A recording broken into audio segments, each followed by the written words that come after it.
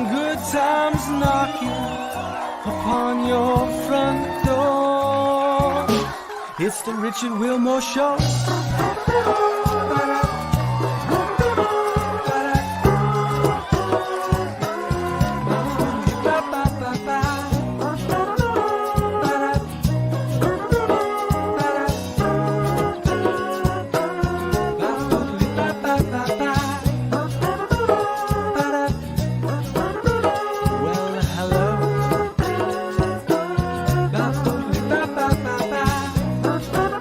Well, ho, ho, ho, it's our Christmas week show.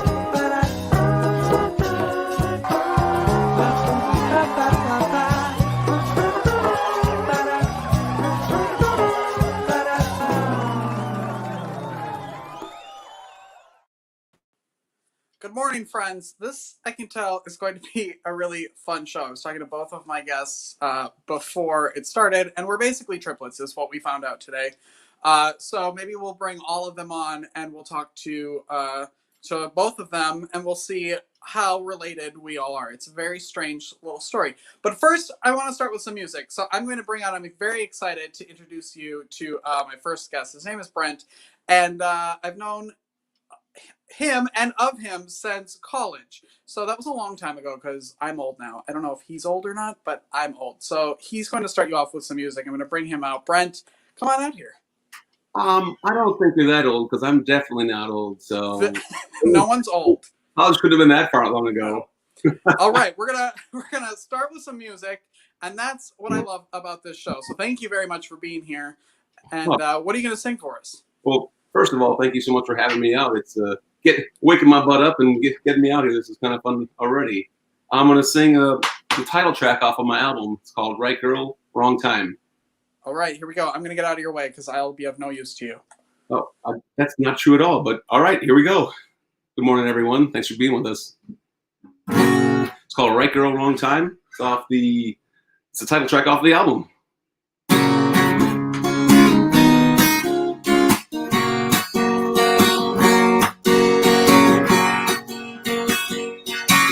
She's a right girl at the wrong time. She's a right girl at the wrong time. Having met in a different place and time. We'd be fine, but she's the right girl at the wrong time. I've met a lot of girls all across this land. They all seem to fit the mold I had planned. Amanda, Megan, Rosanna too. A crazy adventure the whole way through. Life was wonderful while they were mine. They were each their own girl at the right time. I've had a broken heart from time to time. I couldn't think straight, I thought they were mine. Gina, Courtney, Diana too. They ignored my love, I turned blue. Life got better, the sun still shines. They were just the wrong girls at the wrong times. She's the right girl at the wrong time. She's the right girl at the wrong time. That we met in a different place and time. We'd be fine. She's the right girl at the wrong time.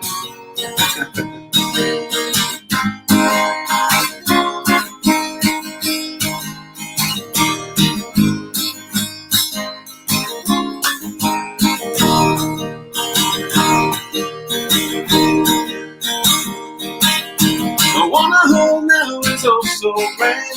She loves it when I take hold of her hand. Her heart is true, her smile says yes, and she's great with matters. Though I digress, but my mind is cloudy.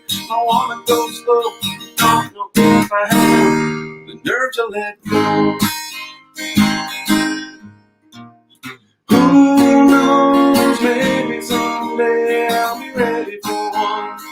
Right now I wanna run and have fun. Maybe then I'll grab one so fine and land the right girl at the right time. She's the right girl at the wrong time. She's the right girl at the wrong time. And we met in a different place and time in mind. She's the right girl at the wrong time. She's the right girl at the wrong time. She's the right girl at the wrong time.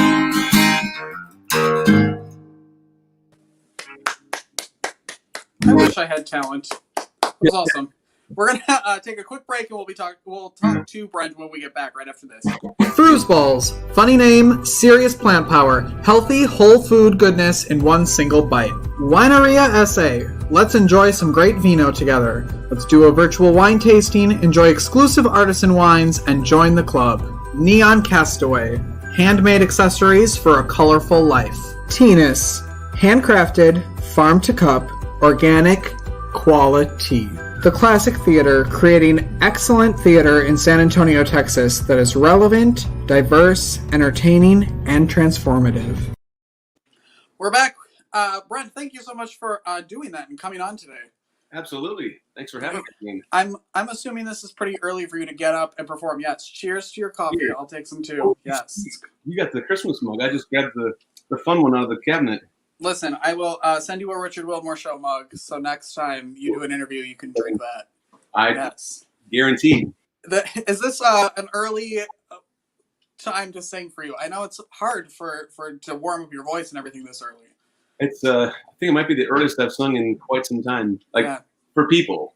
Right, right, not just yourself. I get that. Bathroom, or as you're like waking up and making weird noises. That's That's how I spend my mornings, so maybe I'm a singer. I got kicked out of band class when I was in 4th grade and never went back. So. And what did you play? I played the trumpet. Really? I played the trumpet, but I was too busy, I don't know, playing school, I think, or I don't know what I was doing, but I never wanted to practice. So I would take a piece of paper and I would draw 3 circles for each note and color in the ones that I had to press. And then I would go to band class, and that's how I would play. And the band teacher caught on and was like, you need to practice. And I was like, I'm very busy. I don't have time. I'm all of 10 or 11 years old. Yes, there's a lot I have to do. And so he kicked me out and said I shouldn't come back, which. Really? Yeah. Mm-hmm. I didn't start band until 5th grade. I played piano beforehand, but band, I played saxophone. Oh, really? All the way from 5th grade, all the way in through college at UWM. Go Panthers. Go Panthers. Have you, where in Wisconsin are you right now? I am about halfway between Fond du Lac and Sheboygan. Okay. Which is about, if you're not familiar with those 2 cities, those are 2 fun names. It's about halfway between Green Bay and Milwaukee. Mm-hmm. I hear, you probably hear this a lot too when I tell people I'm from northern Wisconsin. They go, "Oh, Green Bay," and I was like, "That's like the middle of the state. Like, there's an entire world up there that kind of exists. That's where I'm from." There are lots of trees up there. It's a lot of trees and a lot of snow. Did you grow up in Wisconsin? Is that where you're from? Yeah, born and raised in Wisconsin, but understood quickly that it's cold here, so I need to get out. After college, so started traveling and lived in San Antonio, where you are right now. That's I know. I wanted to talk about that. You lived here for what'd you say, 10 years? Yeah, off and on for about 10 years. Love it. It's so warm. I know. How long have you spent there already? Have you been there just for this year? Have you been? No, I've been here for a little over 3 years. Okay, 3 complete years. So you've seen the wretched cold in the winter that you're experiencing right now. Yes, all 60 degrees of the freezing cold we get here in San Antonio, and everyone's in their parkas and no one's going outside. I was like, this is summer in Wisconsin, people. Thank you. Now, as a northern-born boy, northern-born and raised, you understand that this is not cold in San Antonio. Right. But how, and here's the kicker, how do you do in the summer? How do you do in July? I love it. When you walk I love it. You get smashed in the face. Yeah. No, I love it. I love every second of it. I will take a Texas summer over a Wisconsin winter any day. I'm there. It's shocking when you run out, you leave your house and you run out to your car and you have sweat from rolls that you didn't even know you had. How did that sweat mark I didn't even know how that occurred, but I still love it. I love going outside today. I'll get to put shorts on after this and I have to go outside, and that's what I love. I can't wait to get back down there because now we need to hang out. See? And I'm sure in your 3 years you haven't met everybody yet. So not everybody. A lot of people, but not everybody. So, right. So, what did you do while you were here? Oh, goodness. I moved down maybe I shouldn't give a year. I moved down to work at Six Flags. There was a country show. So props to Fiesta Texas and the entertainment department there at Six Flags. awesome, amazing team out there. I still know a lot of people out there. Great place. Also, then started doing some acting gigs. So I was back and forth between Austin, which is where Allie's from, I believe. Yeah. Ollie's from Austin area. So I make that trip back and forth once or twice a week to try and book some gigs. Ooh, that's fun. Right before I left. Sorry, it's just no, it's talk. That's why we're here.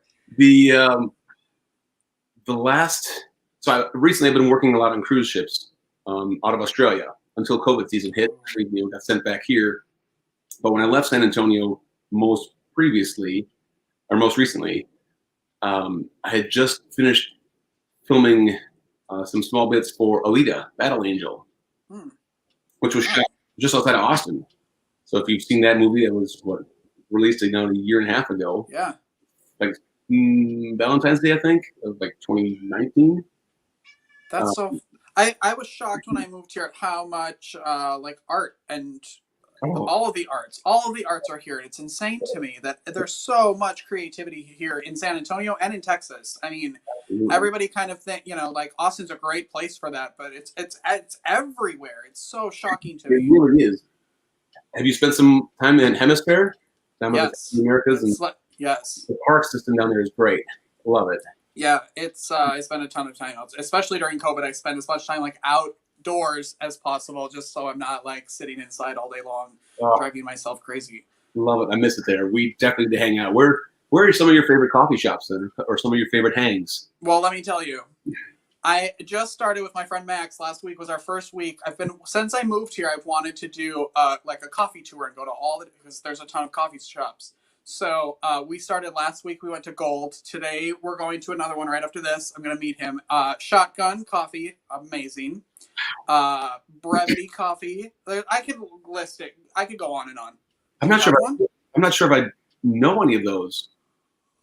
Are those? They're already new. Okay.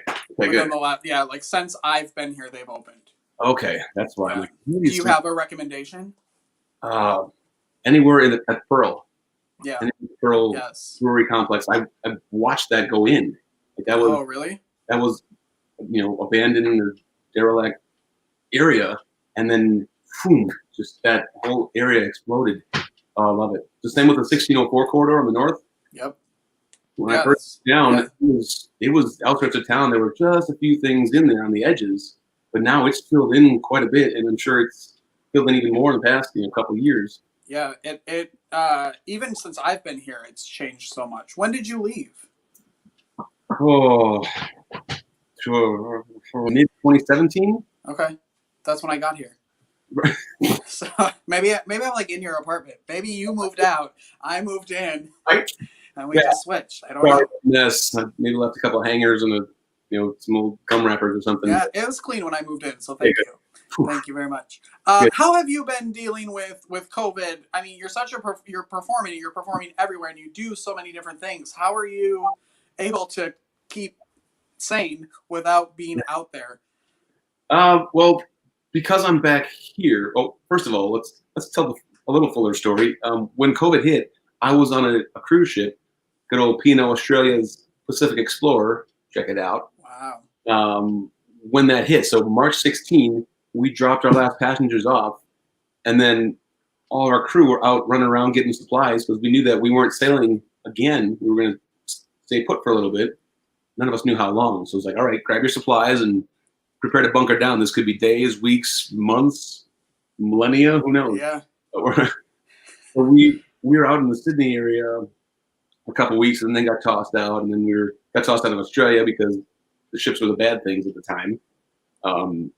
But we decided to head up toward the Philippines because a lot of our crew is from there, and all the old pirate adventures ensue.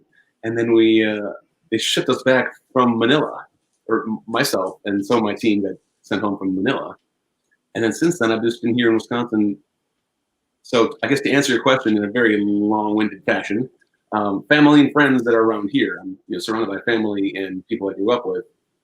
So it was like, all right, well, I'm here and we can't do the normal things. Mm-hmm. What can I do? So I'm, reconnecting with some certain friends and doing, anything I can get my hands on, and then booking some gigs with the band of guys good. I've already known or have met since, and are now booking gigs all over the region. So come on if you're in the Wisconsin area. What do you have? Do you have anything coming up that you can plug right now that you can think of off the top of your head what the dates are? Just booked 2 more last night for February and March. But I got a couple. Got New Year's Eve at Ranieri's Four of a Kind in Sheboygan. So got little specials there. Send me messages on Instagram there. So you got the link up or the handle there. Yep. Right there, over there. There it is. There. It's there. Yeah. It's here somewhere. It's here somewhere. You see it if you're watching. Right. Send me a message, and I'll give you some more details on the New Year's Eve. But I'll be solo that night. But then January 9 we'll be at a friend Kim's bar in Menasha. So we'll be at Rella. Nope. That will be at Plank Road Pub in Menasha. So send me details. Here we go. Send me a message. I'll shoot you details, or find me there, and I'll keep you all caught up. Good. I'm glad you're out performing again. What did you want to be when you were a kid, when you grew up? Oh dear, baseball player. Really? Wanted to play baseball. So that's kind of why I went to college. And here you are. So what happened? Like when did you take that path of like, never mind, I'm going to do this? Well, not getting drafted is a strong indicator. It's a big one. That's a big one. Yeah, helpful. But I don't know. I was always involved in music. So Mom said piano was mandatory from kindergarten through 8th grade. So we didn't have a choice. You're taking piano lessons. And then by 5th grade, I picked up a saxophone because that just looked cool. Like that's a cool instrument. I'm gonna take that one. And then ended up playing that through college. And then by about halfway through college, I studied architecture, so I didn't do the music thing. So it was like, do the real job thing. And then about halfway through college, I had met you right around then. Yeah. Because I would fit in a gospel choir, I would fit in a band class, I'd fit in an acting class, I'd fit in whatever I could to supplement, the other things. And then about halfway through college, I was like, you know what?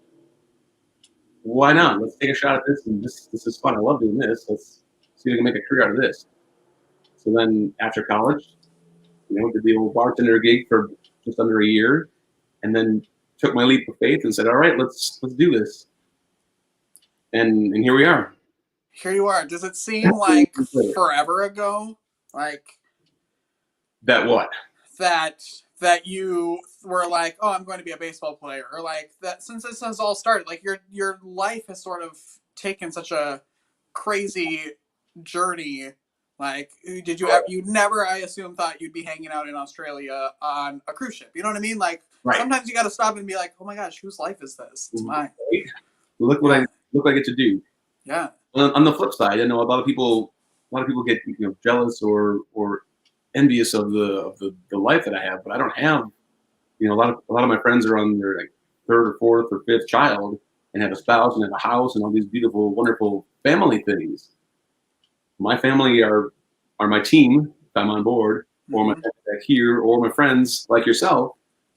We just kind of crash with each other and we hang out and we form bonds that way, and that becomes my little family because I don't have the things that is traditionally known for life, like benchmarks, I guess. Yeah. So I just enjoy my friends and my friends' families. Yeah, you take advantage of all of that. That's exactly what I do. Yeah. Right. How can people support you right now? Oh, right now, well, if you're looking for some music, iTunes, Spotify, stream along. Follow me on Facebook, on the old Facebooks. On the Facebook, yes, which started when we were in college. I tell people that, and then it really ages us. You're gonna date us. Don't.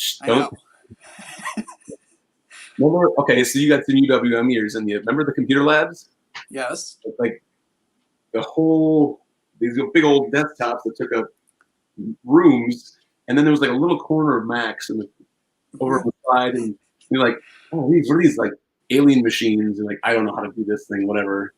And now look where we are. Like, I'm sitting on a wireless laptop in Wisconsin, streaming video Live. with, Yeah. live with you in San Antonio. I know, it's insane. I tell people, like, it's like my grandpa. I feel like my grandpa. Cheers to Wisconsin.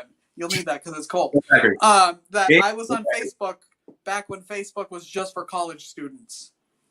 And you had to type in thefacebook.com. You couldn't just, it was a whole world back then. What's your college? Is your college even in the system Right, yet? yeah. Like, ooh, we're in. I can get on this. Yeah.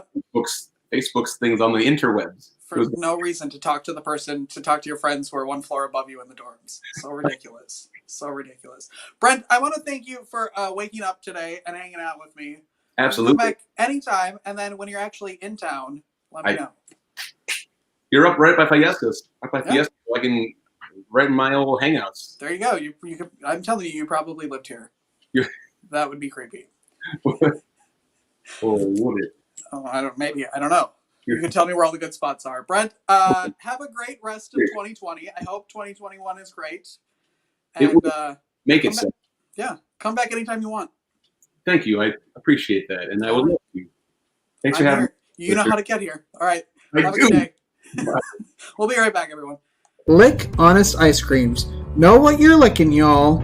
Made in Austin, Texas since 2011. Unique flavors inspired by what's in season locally. Go Vegan San Antonio, a vegan comfort food truck located at the Block in San Antonio. Rebel Designs, handcrafted sterling silver jewelry designed by Shelley, inspired by nature. The right fit, style, makeup, and fitness. Taking the stress out of getting dressed. All right, welcome back. Writer, producer, director, actor, and I think my favorite thing ever is that his Instagram is Prince Ollie. That like makes me laugh. When I was looking him up, I started laughing as soon as I saw it. I was like, that's so perfect. So he's gonna be here. Ollie, please, I hope this works. There's like a weird audio thing that I might not be able to hear you right away. So if I can't hear you. Can you hear me now? I can't hear you. You sound like, so I'm going to throw up this picture because I want you to explain what this picture is and what's happening here. Okay. And then hopefully by the time you're done, I'll be able to hear you. What is happening here? Okay, so this is from my first short film. It was called Save Yourself, and it's that's a pizzard. It's a mix between a pig and a lizard. Right. Yeah, obviously. I mean, you can tell. Yeah. But anyway, that's towards the climax of the film when I actually come face to face with this monster, and I'm trying to save my friends from it. It looks like something that I saw at a park here once. I ran into a wild boar once when I was at a park here. I turned a corner and it was standing there, and that's exactly what I looked like when I saw it, and also I swear that's what it looked like. Yeah, the bandana too, and yeah. I needed it because it was the biggest thing I'd ever seen in my entire life. I thought it was a tree bush thing, and it turned, and then I saw its tusks, and I was like, I'm about to die. And then I was like, maybe I don't want to live in Texas anymore because this is insane. Right. That's a good reason to fear. It's true. How long have you been in Texas? Your entire life? No. I'm originally from the Midwest. I'm from Peoria, Illinois. And then I actually lived in San Antonio for a little bit, for about 3 years. And then I've been in Austin for 8. So 11 years now. So also Midwestern boy. Also Midwestern. So how do you feel about the winters here and the summers here as opposed to Wisconsin or to Illinois, to the Midwest? Oh, it's way better. Why would I? If I liked it better back home, I would have stayed home. Yeah. It's when people go, yeah, but snow for Christmas. I'm like, yeah, but what about the other 9 months of the year when there's snow? Like, sure, exactly. Snow on Christmas, but then you have to go shovel it. Like, that's not fun. Yeah. No, it's great to look at snow from the inside out, but it's not great to stand in it. It's not great to shovel it. It's not great to scrape ice off your windshield. No. It's not great when you can't find your car because it's in a snowbank. Right. That has happened. It's not fun. It's not fun. Tell me your thoughts on entertainment and the arts in Texas. Is that why you moved here? Because it was so crazy good? Or was that a surprise to you as well? So I've always loved entertainment, but that was just a happy accident. I came here because of what we just discussed. Like, I didn't want to deal with really crappy winters, and so I was excited to move to Texas just for that. And the people are kind of, they're warm and inviting, as I think you've experienced.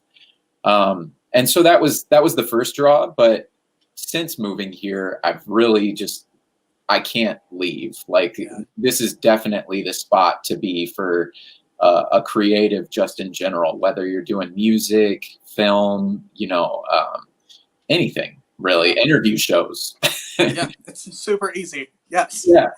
Yeah, and everything, like, it's like Brent was saying, it's so easy to just drive to Austin or drive to San Antonio. Like, it's not even just in the city you're in, it's everywhere, and you have access to that. I mean, Texas, it takes you 9 hours to get to a different city, but once you're there, there's a lot of stuff to do. Oh, absolutely. Yeah. So it's just, I've always loved film, and I've always loved art and everything like that. But it wasn't until I was here that I actually thought it could be a feasible way to live. Yeah. And so that's kind of the beauty of being in a place that actually embraces that. And how have you been with COVID? I mean, I'm sure at first, at least, everything shut down, and you were like every other creative, like, okay, I'll take this couple months, maybe 3 months, and then I'm going to come back stronger than ever. And then we're in month 106 now. And how are you dealing with it? Pretty well. I'm already kind of, I don't know. I like to write a lot, so that's typically what that's how I'll spend 90% of my time. Is I'll find a dark corner in a coffee shop and just write. And I'm just kind of trapped alone with my thoughts for a long time. So this has actually been kind of nice. We're used to jumping to the next project, and it's always about what's next. But this has given me a chance to kind of take a look back and reflect and figure out what's the best way to package all this content you've made. What's the best move that you're going to make that's kind of an evolution rather than just kind of repeating the same thing. Yeah, that's so true. What about your film festivals? You've started 3? Yes. What's the difference? Because why not? Right. What's the difference between all of them? I want to talk about all of them and and what kind of the plan is. I know a lot of film festivals have been going virtual now. So I want to let you talk about that and how you're doing with it. So I run 3 festivals, 2 in Austin and 1 in LA. The first one I started throwing was called Austin Under the Stars, and the concept was just that I wanted to have a festival that was outdoors, and we had found a great venue for that, and it just ended up working out. It took off like wildfire, and and then I branded that off into LA Under the Stars. Same concept, just an outdoor film festival, kind of a showcase of everything, not just we had short films, feature films, music videos, documentaries, just kind of an all-encompassing mix. And so from those 2, then I decided to throw Austin Spotlight Film Festival, because why not? Why not? You had one more day in the week. Come on. Yeah. So from those 2, I decided to throw Austin Spotlight, and that's more for the kind of more eccentric films, just people that might not find a showcase in like Sundance and South by Southwest. This is just, we still accept everything from documentaries to shorts to features, but this group of judges tends to gravitate towards the more original storytelling. So that's really kind of the crux of that festival. Do you have any plans for those for 2021, or are you kind of just seeing what happens? It's a day by day. Yeah. It changes every day. So it's luckily I was able to host the 2 in Austin live. There was a theater that was willing to let us do that with social distancing guidelines in place. And so that was amazing, just even finding a theater that would host us during this. But for the one in LA, I know that LA is a hot spot right now, and we typically throw that in February. So I'm just going to kind of wait and see. And, if we have to go virtual, so be it. I don't think people are not used to hearing this at that point. Like everybody's used to virtual festivals. It's Zoom Now they're call. shocked if it's in person. Now they're like, "Are you sure?" That's exactly right. I think when I threw the two in Austin, everybody's like, "So will this be virtual?" Yeah, yeah. Like, where's my Zoom link? Yeah, Yeah, I was like, I'm not doing both. yeah. I'm already running 3 festivals. I'm not also doing Zoom calls. So yeah, but the plan is with LA, we'll just kind of see, what the state of the world is in at that point, and then base it on that. Are you're going? You said earlier that you're traveling to Peoria this week. Yes. How long are you going to be there? So we're going in Thursday, and we're going to probably come back like Sunday or Monday. Okay. So yeah, we'll get like a good enough. Yeah, enough. Exactly. You just hit it on the head. Yes.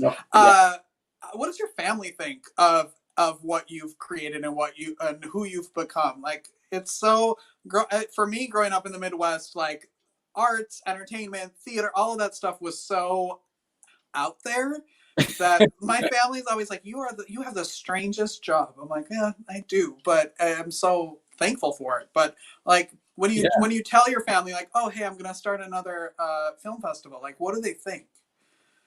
So I think with the film festival stuff, they're very supportive.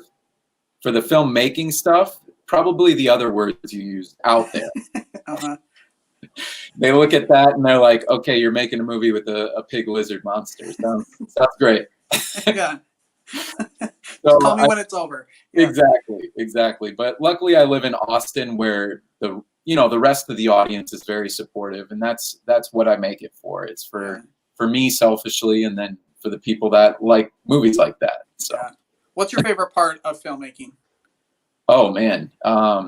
Probably just seeing like your visions come to life. That's like wild to me, is like when you have a dream or something and you scribble it down and then you turn it into a story, and then all of a sudden you're standing behind a monitor looking at exactly what was in your head. There's no way you thought it could be that. You're like, to just kind of see everything take shape is just really inspiring. Yeah, it seems sometimes like it's almost like magic, like how, like, it sort of stops you in your tracks. I assume, like, oh my gosh, I remember when I was just drawing out the pig lizard. Yeah. And and now it's like standing in front of me. Like, stuff like that is so awesome to me. Yeah. Like how it all comes together, and so much like camaraderie, and it takes such a group to do it, and you all somehow manage to do it. It's so fun. I mean, it's cool too, just the stages that it progresses through. I looked at like the guy, Jason Vines, helped create that pig lizard, and he actually does practical effects for like Fear of the Walking Dead and several other movies and TV shows. But he and I just met up at a coffee shop one day, and I showed him this picture, and I was like, hey, pig lizard called the Pizzard. He's like, I'm in. I was gonna ask if it actually had a name, a real name. It's a Pizzard? The Pizzard. A Pizzard. I like that. I think I'm glad there's only one, but I'm thankful that it's out there. Yeah.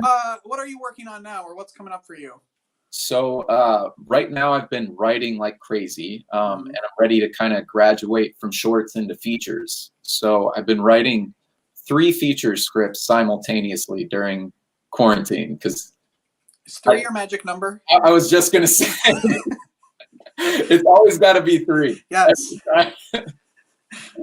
So I've been writing 3 features simultaneously, but the one that's taking the most shape is a mockumentary called Belly Dancing for Men, because that just makes sense. I mean, that's right, obviously. And how's that working? And when are you auditioning for those characters?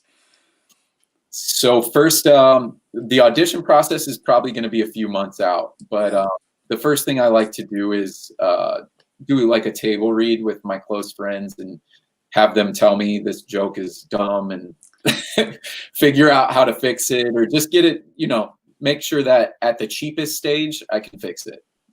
So the hope is right now to just get the script as good as possible, and then maybe in 3 months we'll start auditioning for parts and just get a bunch of people belly dancing. I mean, why not? Yeah. Why wouldn't you? That sounds like a great performance for my show. So hopefully by then we'll be back in person and the cast can come and we can do something. That would be phenomenal. I think you brought up before about telling, or your friends telling you that your jokes suck. I think that's a super important thing to bring up to people who are writers, or like I talk to, like beginning authors who think that they're just going to write something and then put it out, and how many steps that takes to get to a published piece. It's like no one ever publishes their first draft of anything. Oh no, you'll see like revision 56 and then final draft. Like this, just, you have to also be open to criticism. Was that something that took time for you, or did you know that going in? Oh, it takes time. I no matter what, you get very defensive because you're like, this is my dream. This is my baby. Yeah. So you protect it and you get defensive and you're saying, you don't understand how cute it is. You don't get how cute a Pizzard was going to be. Yeah, absolutely. So it takes some time, and but the thing is like, even at first, my friend told me this edit, you're taking too much time. You need to cut this thing down. And then after I cut it down, I never missed what was missing. I was like, you're absolutely right. I need to start shaving off minutes. I need to make this faster. So that's really the thing, is they call it killing your darlings. But I'm used to it now. I like it. I like the fact that everybody brings a different perspective. Otherwise, it's just me talking to me. Right. That's why I have you here. Otherwise, it's just me staring at the camera and it gets a little boring.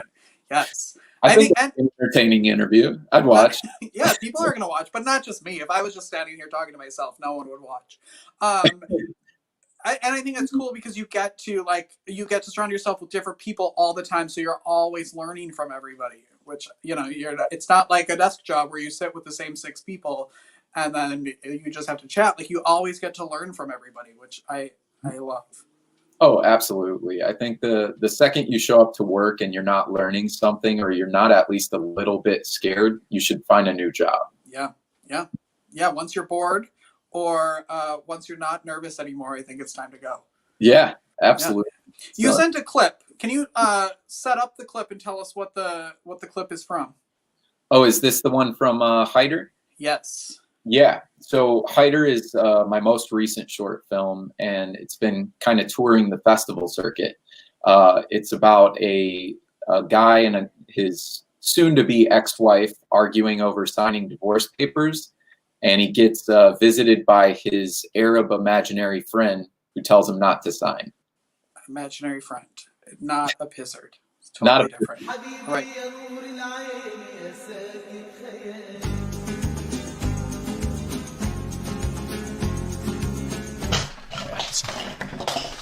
He was here.